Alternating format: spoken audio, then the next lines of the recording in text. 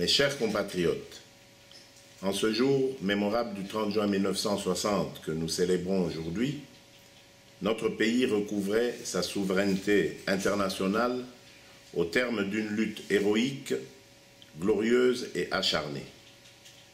Notre peuple se prenait alors à rêver d'un Congo fort, puissant, d'un pays gouverné et offrant à tous des conditions de vie décentes, une vie juste et une répartition équitable des richesses nationales, d'une nation en paix avec elle-même et avec ses voisins. Que de joie et d'émotion en ce jour du 30 juin qui préfigure mal les lendemains désenchantés et dramatiques qu'allait vivre pendant 57 ans le jeune État fraîchement accédé à la souveraineté nationale. L'histoire de libération de notre pays a vu se succéder des phases de confiance et des moments de doute, d'angoisse et d'inquiétude. C'est tout un chemin qui a été incertain, parfois douloureux et souvent exaltant. Le 30 juin 1960, il y a 57 ans donc, entraîné par le tourbillon du droit des peuples à disposer d'eux-mêmes, qui déferle sur le continent africain, sonnant ainsi le glas du colonialisme, notre pays brise les chaînes de la servitude et entre de plein pied dans le concert des nations libres et souveraines. Le 30 juin 2017 est donc pour le peuple congolais l'occasion de rendre un hommage plus que mérité aux pionniers de l'indépendance, ces dignes fils de notre pays qui se sont distingués dans la conquête de l'indépendance nationale. Et donc, dans cette circonstance historique, comment ne pas rappeler la profession de foi de nos pères de l'indépendance qui a été de bâtir, comme cela est immortalisé dans notre hymne national, dans la paix et la liberté, un Congo plus beau qu'avant, riche et prospère dans le concert des nations libres.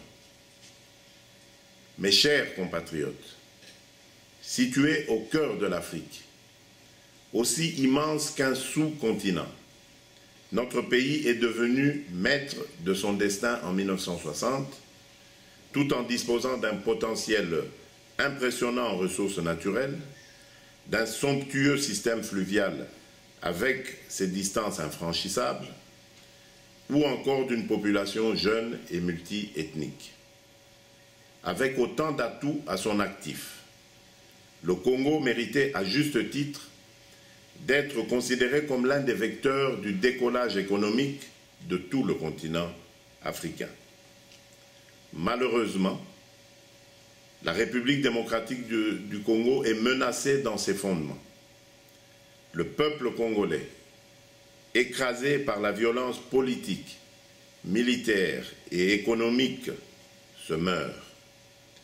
S'il en était besoin, les agences spécialisées des Nations Unies et plusieurs organisations non gouvernementales réputées ont documenté la gravité de la situation.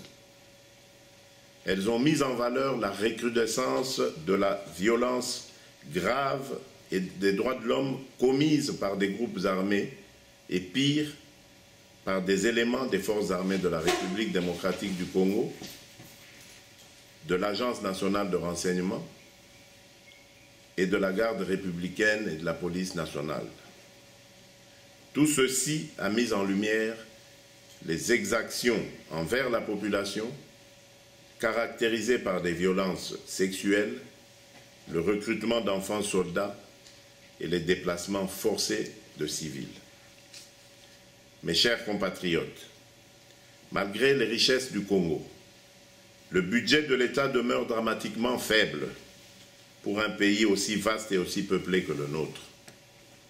La profonde crise de gouvernance et de légitimité des dirigeants actuels fait peser de lourdes incertitudes sur la sécurité et l'économie, poussant les investisseurs nationaux et étrangers à l'attentisme. Les conditions de vie de nos concitoyens, déjà difficiles, se dégradent de façon inquiétante alors que notre monnaie nationale ne cesse de perdre sa valeur et que les prix des denrées alimentaires de base et des transports n'en finissent plus d'augmenter. Notre pays a amorcé un véritable passage à vide, ponctué par une dérive dictatoriale, autocratique, arbitraire, tyrannique, kleptocratique, emmenée par Joseph Kabila, au pouvoir depuis 16 ans, qui a érigé le pillage et la confiscation de la richesse nationale au profit de son clan, la prédation et les antivaleurs en système de gouvernement, avec comme conséquence l'aggravation de la pauvreté et de la misère.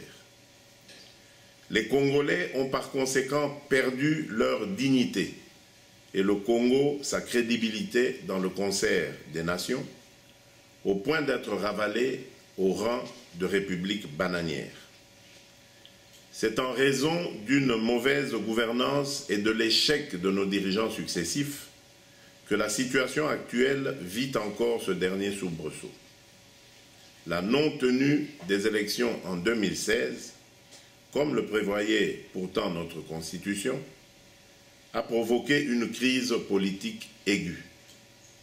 Certes, un accord politique global et inclusif a été signé par les institutions en place, l'opposition et la société civile, le 31 décembre 2016 à Kinshasa.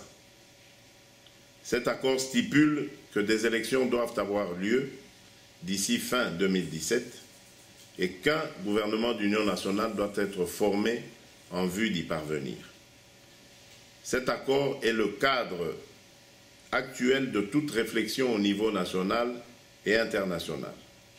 Il a vu le jour grâce aux efforts déployés par les médiateurs de la Conférence épiscopale nationale et certains acteurs de la politique internationale. Il a obtenu un fort soutien de la communauté internationale par l'intermédiaire de la résolution 2348 du Conseil de sécurité de l'ONU, adoptée à l'unanimité le 31 mars 2017. L'accord dit de la Saint-Sylvestre a permis d'éviter un désastre, une flambée de violence. Mais ni l'esprit ni la lettre de cet accord ne sont aujourd'hui respectés. La sortie de crise impose pourtant sa mise en œuvre sans délai, afin que soient organisées au plus tard le 31 décembre 2017 des élections libres, crédibles et inclusives.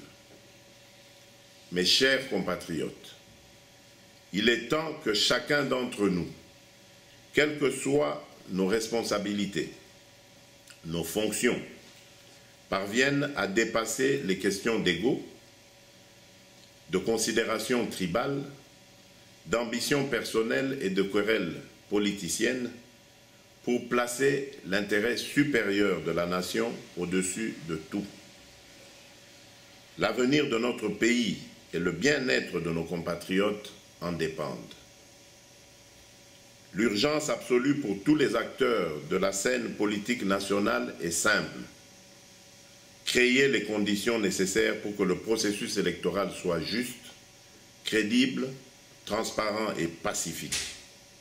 Celui-ci doit s'accompagner d'une campagne électorale libre et sécurisée, ce qui signifie que doivent être assurées les libertés d'expression et d'opinion, y compris pour les médias. Je m'indigne de constater qu'à l'approche de l'échéance pour l'élection d'un nouveau ou d'une nouvelle chef d'État en République démocratique du Congo, qui doit succéder à Joseph Kabila, notre pays soit, en dépit de la tenue des élections de 2006 et de 2011, sous un régime politico-militaire de triste mémoire qui génère la violence et la terreur.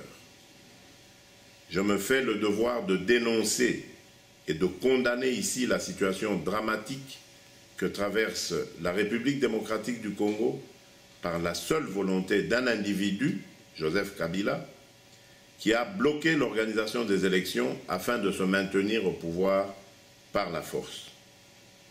J'exprime également ma vive indignation devant la dégradation sans cesse croissante du contexte général qui est lourdement marqué par des actes de barbarie, notamment dans le Kasaï et à Béni, l'accentuation de la répression, l'aggravation des conditions de vie de nos populations. Je me joins à la prise de position des évêques catholiques sur l'impérieuse nécessité de la mise en œuvre de l'accord politique et global du 31 décembre 2016, dit accord de la Saint-Sylvestre, expression commune des parties prenantes, puisque l'unique feuille de route à même de sortir notre pays de l'impasse dans laquelle Joseph Kabila l'a expressément plongé.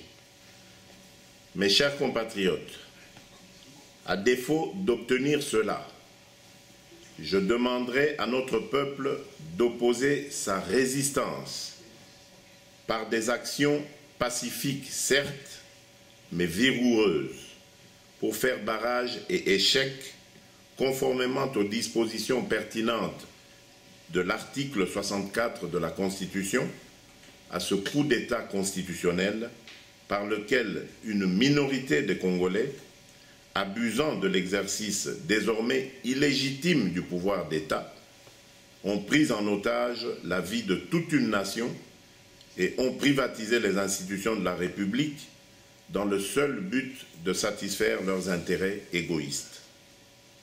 Je lance en ce jour mémorable un appel, l'appel du 30 juin, à tous les acteurs de la scène politique nationale, du gouvernement comme de l'opposition, à qui il revient d'envoyer un signal fort, de promouvoir des messages clairs et cohérents, tant à l'intérieur qu'à l'extérieur de notre pays, à propos du processus électoral. Ce qui importe, c'est de lancer une dynamique associant tous les Congolais et les invitant à placer l'intérêt supérieur de l'État par-dessus tout et à privilégier toujours et en toute occasion les aspirations de notre peuple. Nous avons rendez-vous avec l'histoire. Ne laissons pas passer l'opportunité qui s'offre à nous.